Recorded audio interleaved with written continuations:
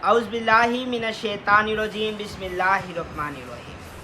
अर्रहमान legal consultant में हम आपका वेलकम करते हैं जी। बिल्कुल, आज हम आपको पंजाब टेनेंसी एक्ट 1887 का नहायत अहम टॉपिक बताने जा रहे हैं, डिपॉजिटिंग ऑफ रेंट, किराए को जमा कराना जी। बिल्कुल, सबसे पहले मैं ये बता दूं कि पंजाब टेनेंसी एक्ट का क्या फरीज़ा है।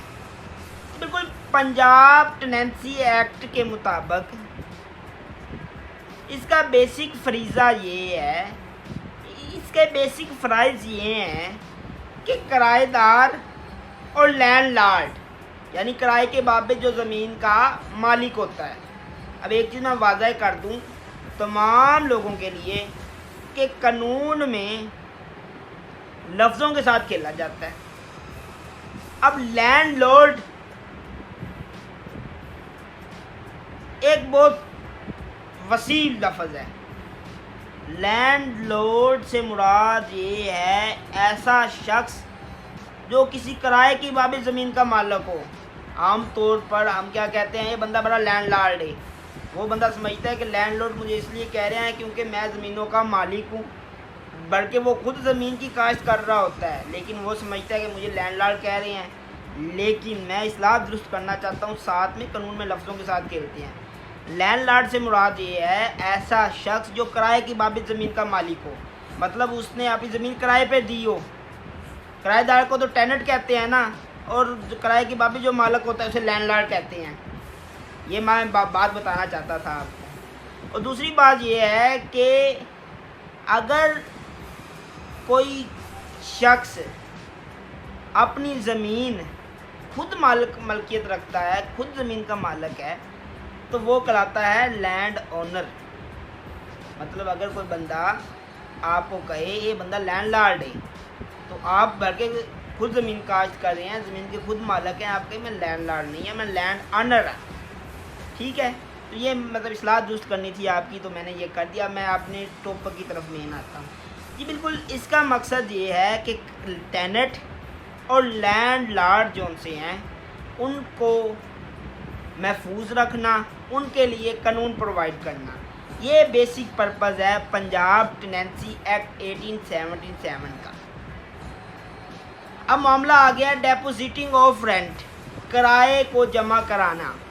बिल्कुल, इसके हवाले से ये है कि बेसिकली ये होता है कि किराएदार टेनेंट लैंडलॉर्ड मतलब किराए की बाबत जो ज़मीन का मालिक होता है उसे किराया जमा कराता है। अब अगर दो सूरत हाल हो जाएं, इससे ज़्यादा भी हो सकती हैं, इसलिए बेसिकली मैं आपको जो बुनियादी बातें हैं वो बताता हूँ कि दो सूरत हाल हो जाएं। किराएदार जाता है, किराए के बाबत जो ज़मीन का मालिक है, लैंडलॉर्ड है, उसके पास, उसे कहता है कि मेरा किराया ले ले, और जो मालिक होता है वो रिफ्यूज़ कर देता है। एक तो सूरत हाल ये है। दूसरी सूरत हाल ये है कि जब टाइटलशिप जो सी है, मतलब किराए की बाबत जो ज़मीन का मालिक है वो डिस्प्यूटेड हो जाए, मुतनाज़ा हो जाए कि मालिक कौन है, नहीं ना पता हो, तो ऐसी सूरत में क्या मामला आता है जी। बिल्कुल, ऐसी सूरत में और इसके अलावा दीगर सूरत हालों में भी इस तरह भी होता है कि आप हमेशा यही समझते रहे हैं कि किराया जो सा है ज़मीन का किसको दिया जाता है, ज़मीन की बाबत किराए का जो मालिक होता है, जो लैंडलॉर्ड होता है, उसे दिया जाता है। आज तक आपका कंसेप्ट यही है। ये कंसेप्ट मैं दूर करना चाहता हूँ या इसको दुरुस्त करना चाहता हूँ। दुरुस्त इस तरह करना चाहता हूँ कि एक तो आप उस लैंडलॉर्ड को किराया दे सकते हैं, दूसरा अगर वो नहीं लेता या कोई मसला इस तरह का है, किराया आप उसको नहीं देते, तो आप किसको किराया देंगे? उन्हें चाचे ने पकड़ाओगे, उन्हें मामे ने पकड़ाओगे? नहीं, तो फिर आप किराया दोगे रेवेन्यू ऑफिसर को। जी हाँ, किराया किसको दिया जाएगा? रेवेन्यू ऑफिसर को। अब आज का हमारा मेन टॉपिक ये है depositing of rent to revenue officer और effect of depositing of rent to revenue officer. आज के बेसिक हमारे दो पॉइंट ये हैं।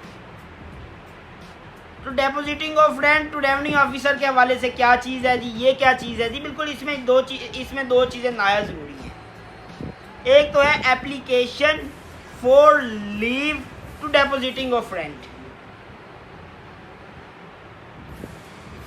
एक तो ये है कि application for leave to depositing of rent, और दूसरा क्या है, receiving of deposit by revenue authority.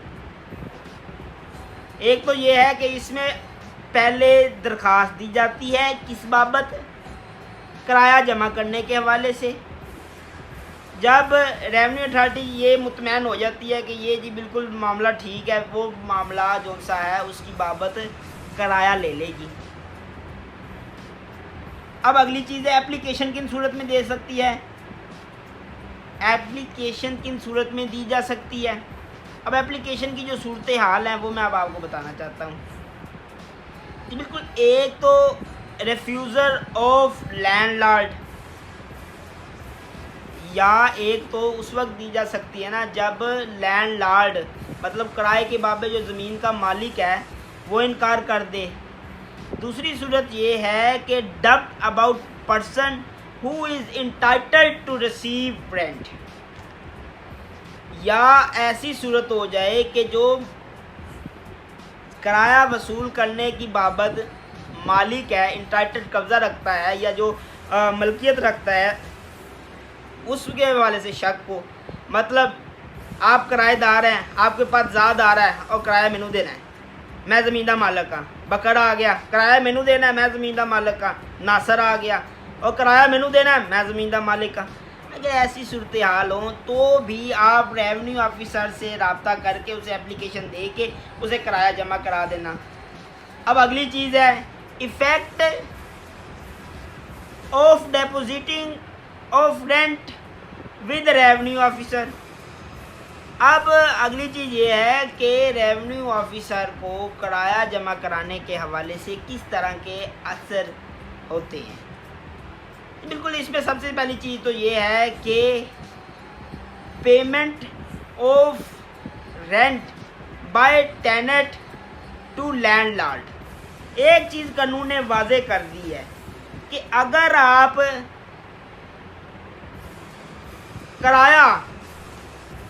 किराएदार किराया रेवेन्यू अथॉरिटी को, रेवेन्यू ऑफिसर को जमा करवाता है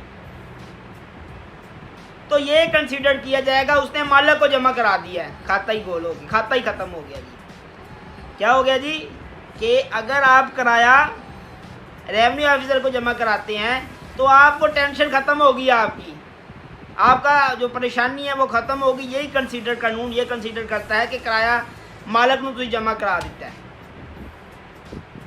समझ आई, एक तो ये हो गया। दूसरा, नोटिस ऑफ डेट पेमेंट।